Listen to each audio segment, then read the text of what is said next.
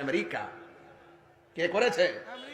America করেছে। খবর নিয়ে দেখেন, দাবানল অগ্নিকাণ্ড জ্বলতে জ্বলতে সব পুরো ছাই হয়ে যাচ্ছে। কথা বলেন ঠিক না বেঠিক? মুসলমানদের ফিলিস্তিন গাজা জ্বালায় হাঙ্গা করে বলাইছে।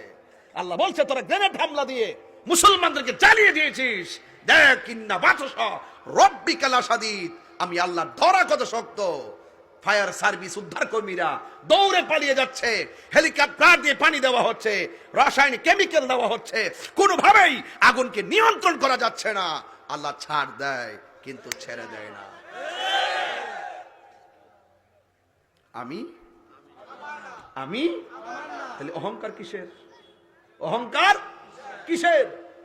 আপনি শুধু রবের হয়ে যান, আপনি শুধু আল্লাহর হয়ে যান, দেখবেন টাকা আপনার হয়ে গেছে, বাড়ি আপনার হয়ে গেছে, একটা যে কোনো স্বপ্ন পূরণ হয়ে গেছে।